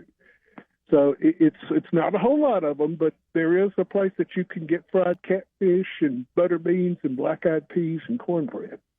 How about that? I mean, I'm sure it has its patrons that go there. Yeah, and ironically, I discovered it on Groupon or one of those places, and I called them to make sure they were going to be open and everything, and of course the lady talked just like I do, so I felt like I was home already. Very good. Thank you for that insight. All right. See you. Thanks. I don't think let's just say you were doing this job in Seattle. Let's say you moved to Portland, to our home base for Alpha Media, Ground Zero, and you were doing this. I don't know that you would be able to venture to the local Costco or Kroger to get the beef burgers that you like. It's probably going to be a different type of burger that you would have to learn to like. No one needs to go to Portland. Different type of beef burgers. A different type what would they be? Burger all around it. May not even be beef. Maybe like a soy burger. I'm sure they have beef in Seattle. You have eliminated food groups, even though Jason and Flagstaff and Winslow just told you that it's out there. It's just not to the quantity of those restaurants we have here, because we're fat sacks who love our fried mayonnaise balls around here. That's not what they do out there. You eat fried mayonnaise balls? I don't. Is that a thing? I'm sure it is in a lot of places. Miko says Boston has nothing but clam chowder. That is a fact. You know, I told you I got snowed in up there years and years ago on a work trip. It was at that time, one of the worst blizzards that came through. It was in Rhode Island. And I got snowed in this hotel, and it felt like Cheers every day. It was like 4 days. And all they had to eat, it felt like, was clam chowder. Clam chowder, water, and weird beer. That was it. And every day in the afternoon, for 4 straight days, you'd go down to the little restaurant in the hotel, and it was nothing but people watching hockey, talking about hockey, and eating clam chowder. I'm not lying. It's quite an existence. It's different. I'm telling you, it's different. Jason and Flagstaff. I hated Seattle downtown. Everywhere else, especially just outside of town, is fine. The further you get away from downtown Seattle and Tacoma, the more redneck it gets. 3-Hump Camel. They only have Beyond Beef in Seattle. What do you think about that? Yeah. Sounds about right. And Nick, as we get ready to go to break. I'd rather have a dozen fried mayonnaise balls than clam chowder. Man, these fried mayonnaise balls. Is anybody really doing this? Does Real C. Collins cook up fried mayonnaise balls? No, not him. To go with his fish. We're brought to you by Premier Plastic Surgery. Awake liposuction. I can't even speak. Liposuction. The jokes run themselves. Hey, it could be the answer. Call 601-981-2525. Talk to Dr. Erica Bass today. Back in a bit. WRKS Pickens Jackson, where it's Time to take a ride. Yes, we're back with Jake Wimberly on the afternoon drive. It's live, it's local, and it's on ESPN 105.9 The Zone and online at thezone1059.com.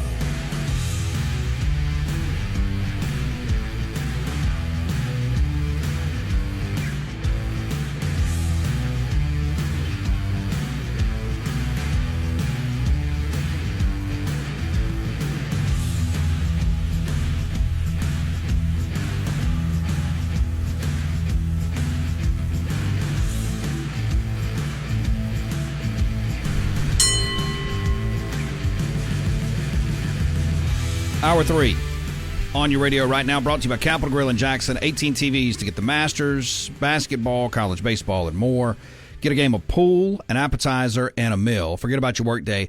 Capital Grill of Jackson. Get a Bud Light, Michelob Ultra, courtesy of Southern Beverage. Please drink responsibly. And, of course, just enjoy. Go to capitalgrillofjackson.com. Swing in at 5050 I-55 North Suite F. And also find them on Facebook.com/Capital Grill of Jackson. Bill Bender, hour number 1. Raphael Esparza, hour 2. We're expecting Brian Chrichton, track president, Talledega Superspeedway at 5:30. All right, several topics today. Tom Brady toying with the world, saying he wants to possibly come back to the NFL. Obviously, O.J. Simpson passed away late last night.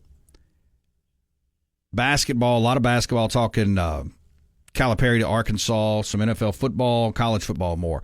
And talking Kalen DeBoer. This big piece on Yahoo about the differences between Kalen DeBoer and Nick Saban. 601-885-3776 is how you can text us. Unnamed texter. Ground-breaking news. Different parts of the world have different foods. Well, that's not why we were talking about that. The reason we were talking about that was Kalen DeBoer and the difference and the culture shock from Seattle and the Northwest versus Tuscaloosa. The fact that he hasn't even tried barbecue yet, his approach, which is extremely different from Nick Saban, down to the point of he's remodeling his office. The media can talk to coaches. He has music on the field. It's just loose. And he says words like vibe. He wants a great vibe in Tuscaloosa. So we'll see. Do you think Kirby Smart cares about his vibe? Okay, now there's a difference in the way you use it. So, like when you meet someone and you say, like, I don't get good vibes from this guy. But then you say something to say something is a vibe. Now that's where it sounds dumb. Do you think when Kirby Smart in Georgia go over to Tuscaloosa, Alabama, and they will play Alabama, that is Kalen DeBoer's first SEC football game. It's not against Vanderbilt. It's not against South Carolina.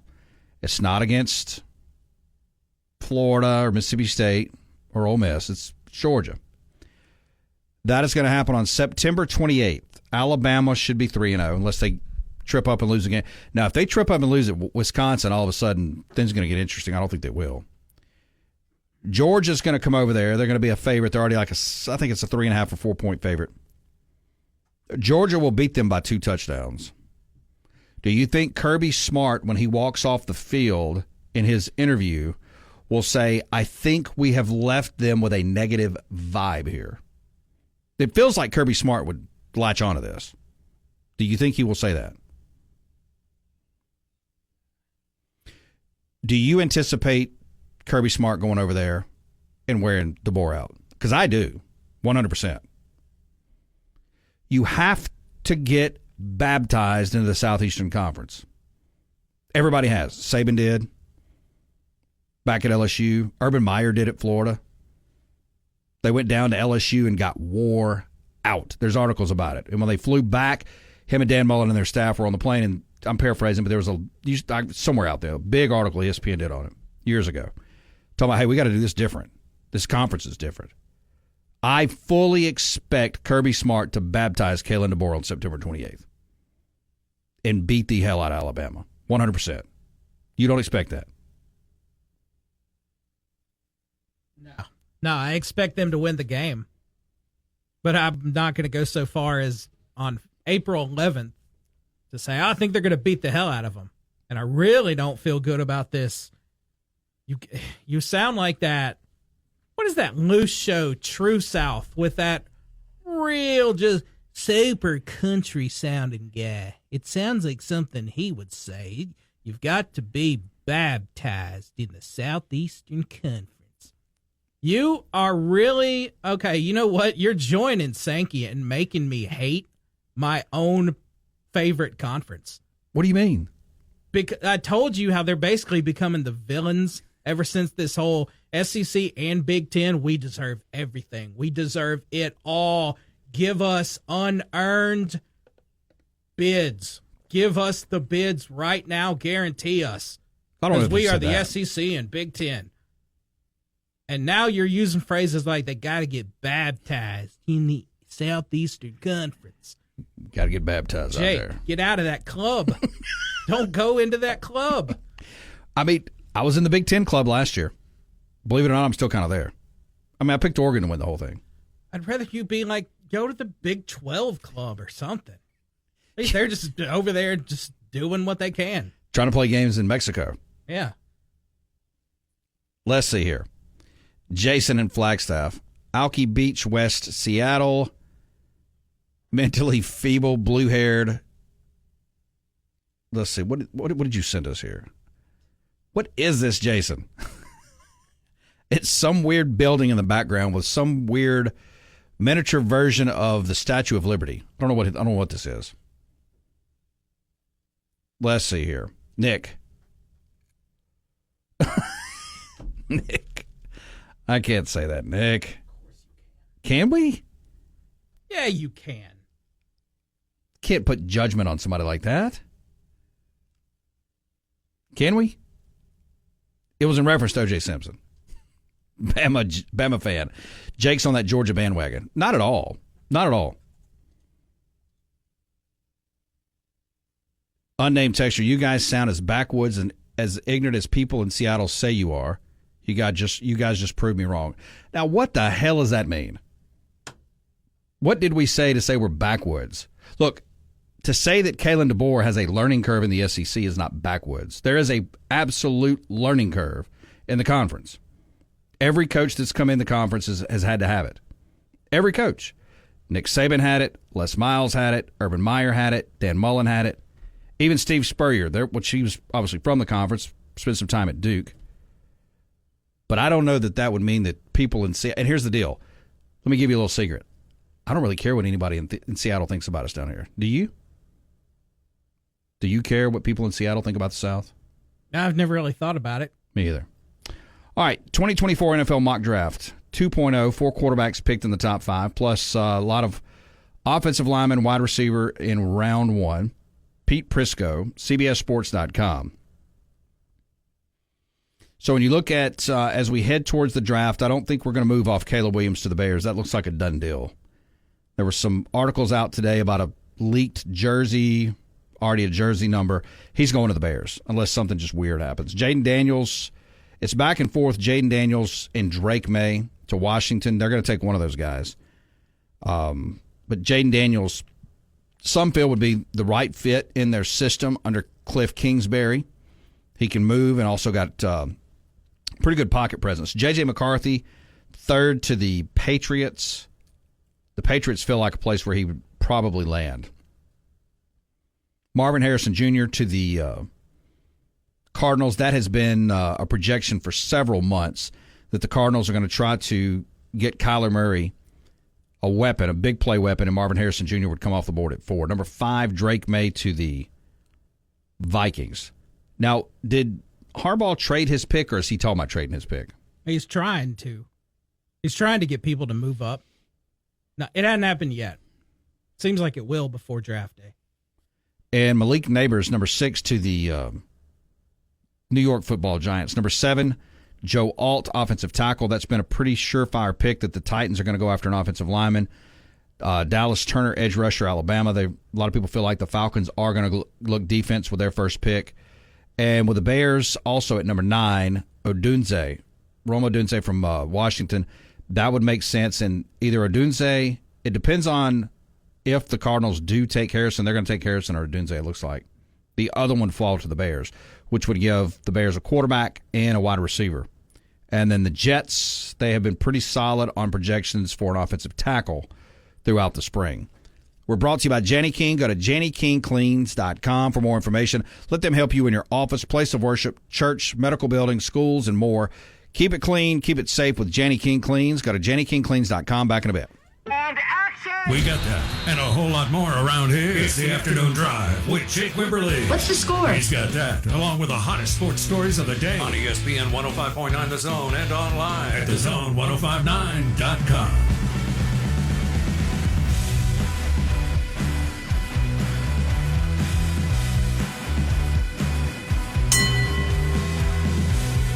Taking you home on a Thursday, brought to you by Bailey Lumber. Go to BaileyLumber.com. Open Monday through Friday, 7 a.m. to 4 p.m. Special selections vary by store. Limited to stock on hand. Located at 2150 Mississippi Highway 471. GAF roofing specials for the roofing needs. Also drywall, legacy cabinets, Trex decking specials, lumber, supplies, windows, and doors. They've got it all at Bailey Lumber. Go to BaileyLumber.com. All right, let's see here. Jinx says Ole Miss needs to let Joey Chestnut pitch this weekend. Maybe he can eat up some innings. It's a pretty good joke. You like that? You don't like that? It's okay, JC. That was Jinx. Oh, Jinx. Yeah, it was Jinx. Gator Matt with an image. It's an O.J. Simpson hurts the superstar in rent-a-car.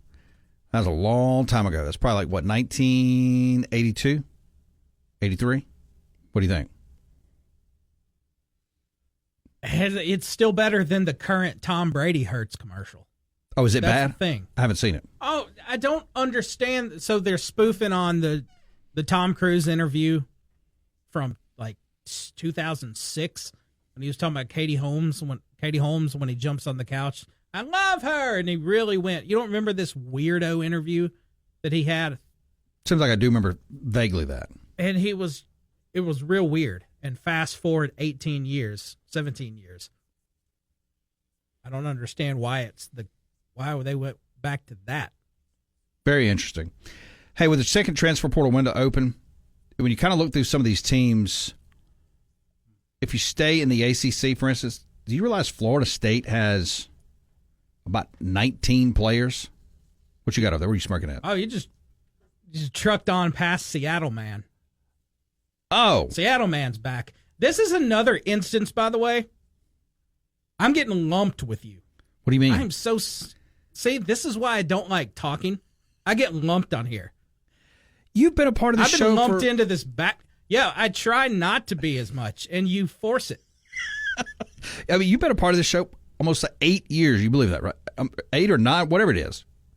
So no, you can't back out now. Why do you want to back out of the show? I've been trying to back out. You won't let me back out. You're not backing out. You're in. It's like once you're in, you're in. Once you're in the Hunger Games, you've got to play to the end. See, 8 years I've been hearing about the Hunger Games.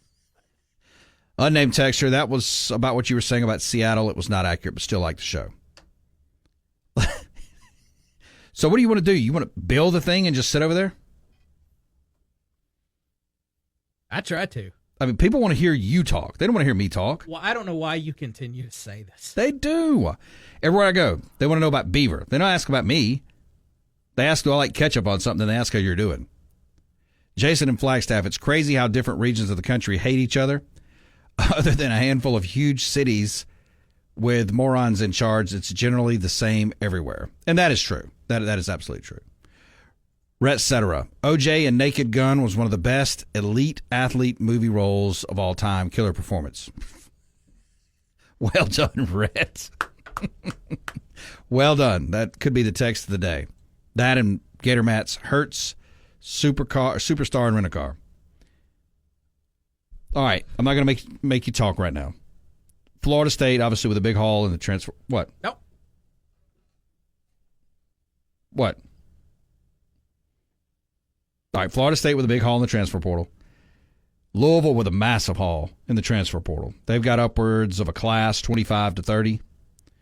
And, Louisville's a team to keep an eye on. I mean, they've got some really good players in. I mean, they picked up 2 running backs, Don Chaney from Miami, Penny Boone from Toledo, Ja'Cory Brooks, wide receiver, Alabama, Tyler Show, quarterback from Texas Tech.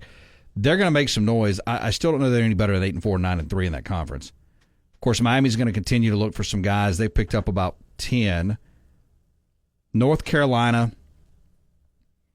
Manny Diaz. We're going to see what he can do at at Duke. North Carolina, though, picks up Max Johnson from Texas A&M, Darwin Barlow, running back, USC.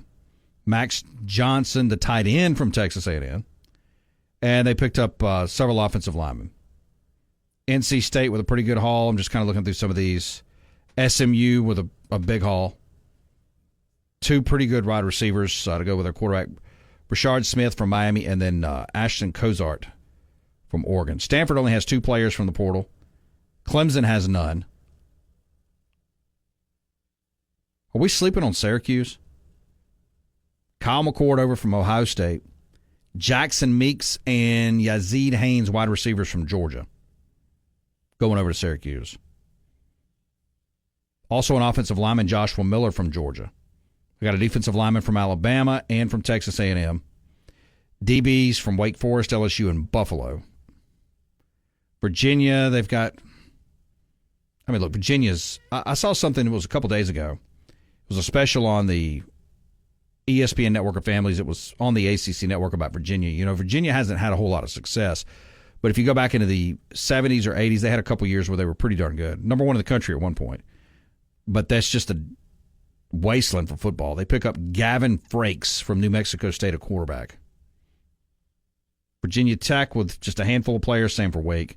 When you get into the Big 12, of course, you're going to go to Colorado. Cincinnati made a big haul. Colorado's obviously got a massive haul. And Central Florida with a big haul. Very quietly. KJ Jefferson from Arkansas. Miles Montgomery, running back from Cincinnati. Goldie Lawrence, wide receiver from Florida State. A lot of linebackers. They picked 1, 2, 3, 4 linebackers, 4 defensive backs. A lot of guys here. A lot of guys from Cincinnati, too, which is kind of weird. Indiana has picked up a lot. Let's see. Michigan, only 2. They expect to have a bigger haul here in this abbreviated portal. Ohio State, not as big, but they've just got bulk. Quarterback from Kansas State, quarterback from Alabama, running back from Ole Miss, tight end from Ohio, offensive lineman from Alabama, and a defensive back from Alabama. It's semi-rated. Oregon with a really good haul. We know about Dylan Gabriel and Dante Moore, the quarterbacks from Oklahoma and UCLA. Watch and remember the name Jay Harris, a running back from Northwest Missouri State. He tore it up in Northwest Missouri State, and now he's playing in that Oregon offense with everything else they got. Also, Evan Stewart from Texas A&M. Some think that he's the best wide receiver in the portal. And let's see, Penn State picked up a few, not many. Rutgers a few, UCLA, USC. You know, Woody Marks, Mississippi State is out at USC. He'll be playing with Lincoln Riley. Washington with a big haul. Obviously, they needed it. Desmond Williams and from Arizona and Will Rogers, quarterbacks. Also, Jonah Coleman, running back from Arizona, and Adam Mohammed from Arizona. Wide receiver from California, Jeremiah Hunter. He was the best one on that roster. Also, wide receiver Audric Harris from Arizona. A lot of Arizona guys transferred into Washington. And when you get into the SEC, of course, Alabama, 1, 2, 3, 4, 5, 6, 7, 10 guys. I don't know that they'll double that, but they're going to take a lot. Arkansas with a nice haul. Auburn with a decent haul. Florida. You know, Florida picked up a quarterback in the transfer portal, Clay Millen from Colorado State. Gator Matt, I wonder if he's going to be your guy. Georgia with only 10 guys. Mississippi State, of course, we know they've got a nice haul. Ole Miss, we know about them. Missouri. And Oklahoma. Oklahoma's picked up a lot of guys. A lot of guys in the transfer portal. 601-885-3776 if you want to give us a text. We're brought to you by A1 Gear and Auto, your hometown vehicle specialist. Anything under the hood, front end to back, rear differentials, rings, and pinions. 601-939-1060. Back in a bit. Turning to sports. With Jake Wimberly on the afternoon drive. One of the last pure pleasures I have left in my life. Yeah, maybe you ought to get a life first, okay? On ESPN 105.9 The Zone and online at thezone1059.com.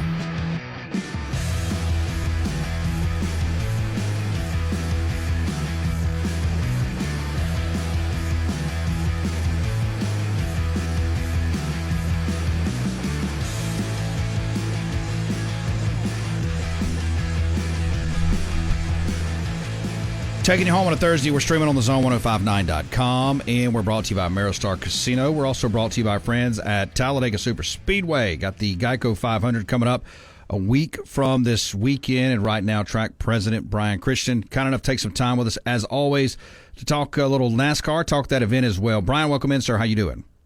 Jake, I'm doing great. Thank you so much for having me on tonight. Hey, I appreciate you as always. All right, so it's springtime. It's race season, which means Talledega Super Speedway, the Geico 500. A lot of people excited about it. We've been running promos, going to be doing giveaways here, getting people ready to go.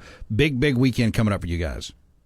It is, yeah. It's right around the corner. Next weekend, the April 19th, 20th, and 21st, NASCAR invades Talledega Super Speedway again, and the fans are already lining up here. We've got our outside campgrounds open up on Monday, and we actually have RVs that are already staged on Speedway Boulevard looking to get into our campgrounds. Talk a little bit, and we've talked about this with you before, as you got about 9 days. If you go to the website, TalledegaSuperspeedway.com, the countdown clock there, but this has always been a big event, but you talk about people coming in on Monday. It is a week-long, event, fun event, not just for adults, for kids only. So much to do, and talk to us a little bit about what people can do when they come over there.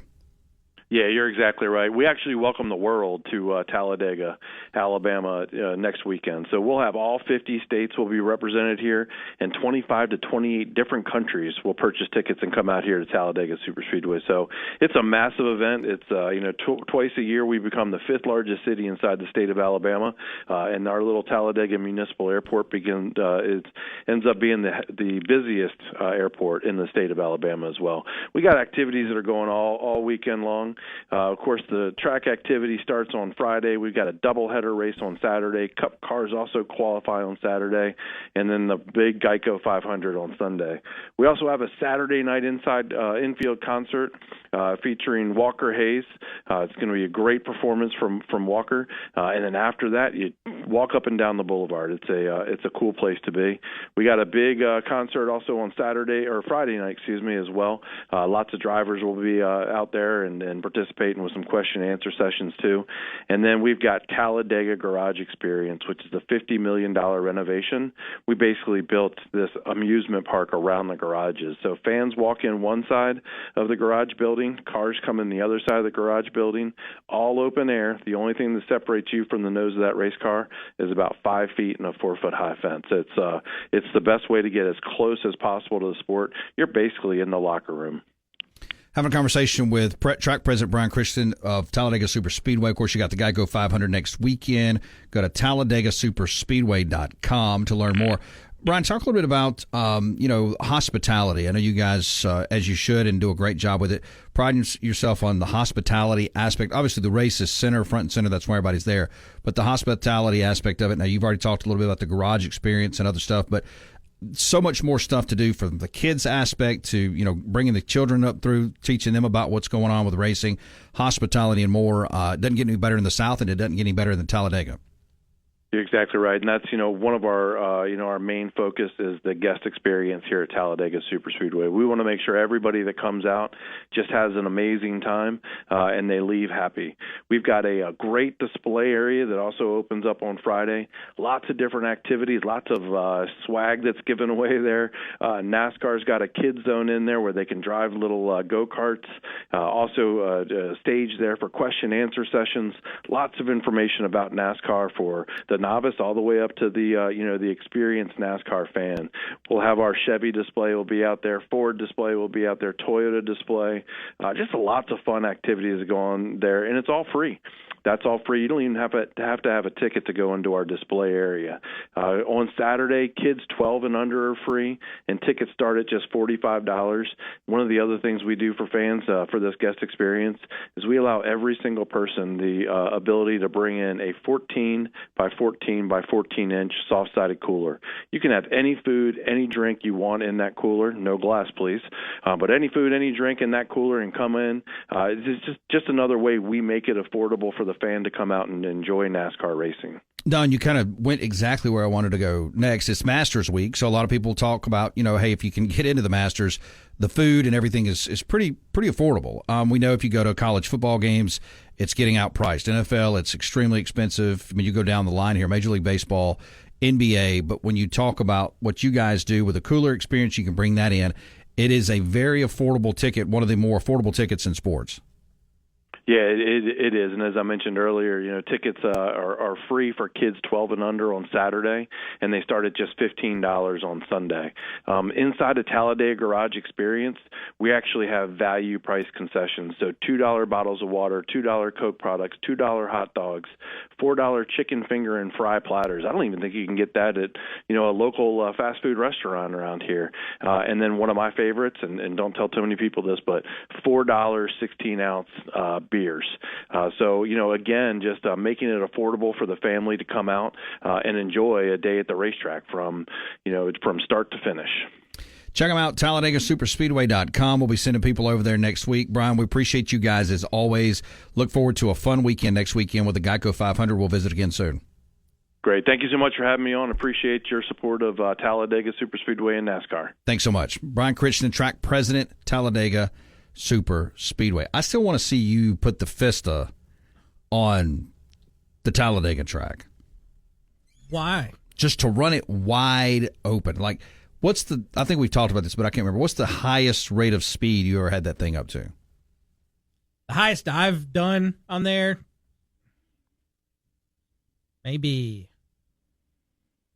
90. Does that thing rattle at 90? Probably. I'm sure it did. I can't remember because I probably blocked it out and just didn't want to hear it as it was happening. I would love to see you just put that thing to the limit.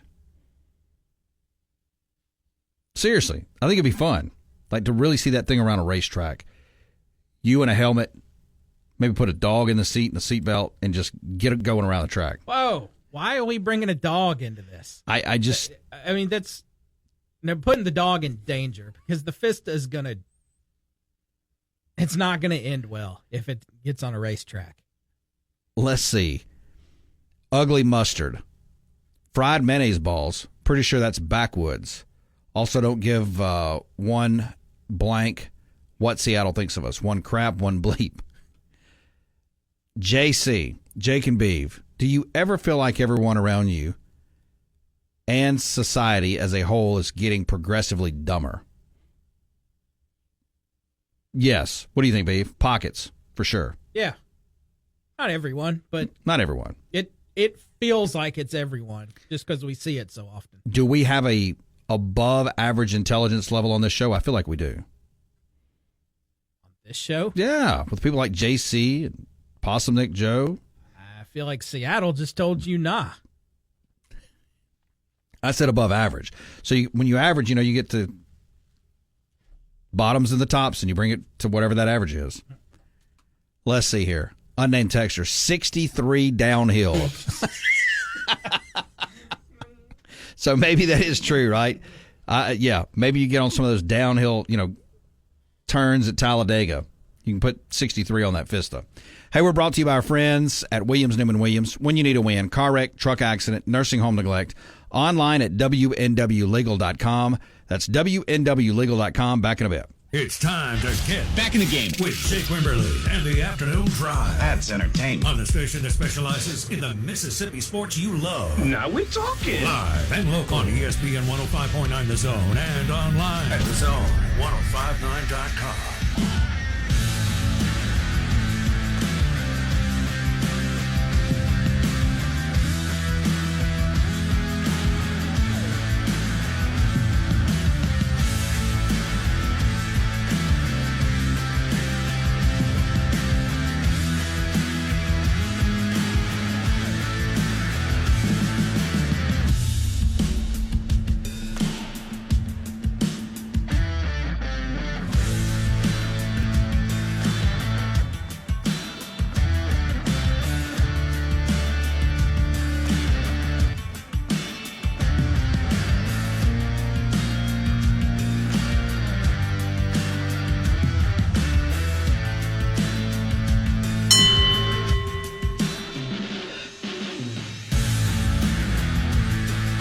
Brought to you by our friends at Gutter Masters. Online at guttermastersllc.com. Get protected today. 601-503-7755. Also on facebook.com/guttermasters. And we are brought to you by our friends at Boykin Contracting. Find them on Facebook. Also 601-951-7336. Bryce Boykin and his construction group here to help you. Licensed contractors, bonded and insured. And, of course, they can help you with any remodel from bathrooms, kitchens, remodels, additions, and more. 601-951-7336. Appreciate Bill Bender, also Raphael Esparza, and Brian Chrichton jumping in today.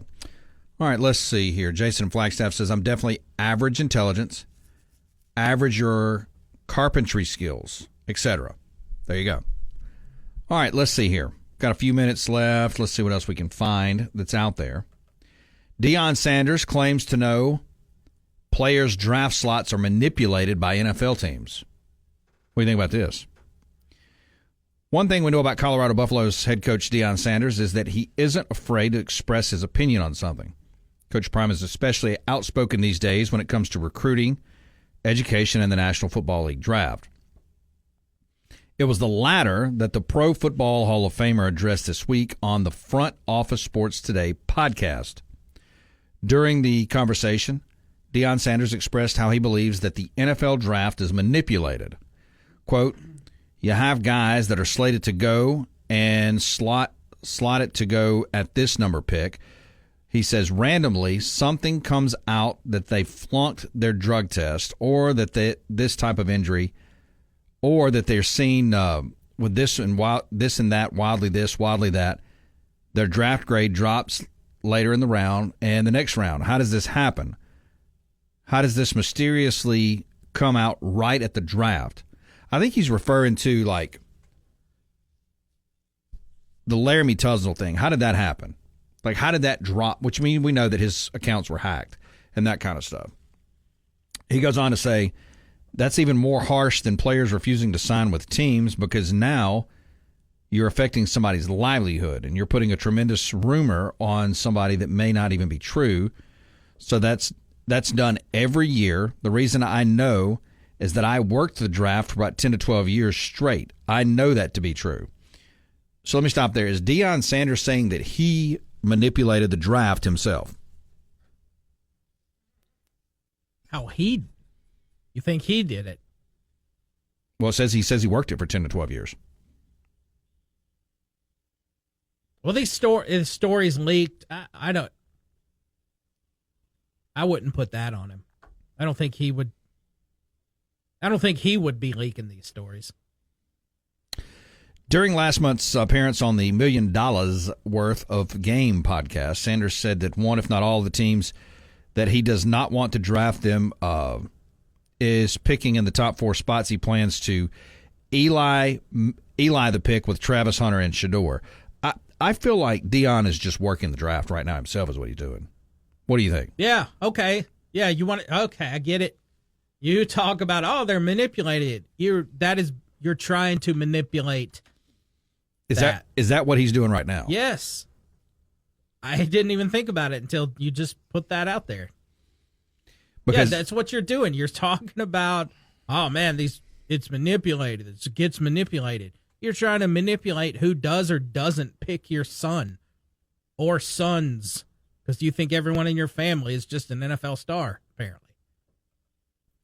Aaron Rodgers reveals just how dark it got for him, pun intended, after tearing his Achilles. Of course, Aaron Rodgers has revealed that he thought his NFL days were over, which they still might be, as he's yet to return to professional football after tearing an Achilles in the Week 1 game of 2023. During a recent appearance of the I Can Fly podcast, some of these podcast names, speaking over 2.5 hours, revealed that tearing his Achilles just after 4 snaps with the New York Jets was one of the most heartbreaking moments of his life, and he thought his career was over. Quote, I had this incredible offseason experience in a new city, a new town, with new teammates, a new organization, an owner for the first time, and really falling back in love with the game.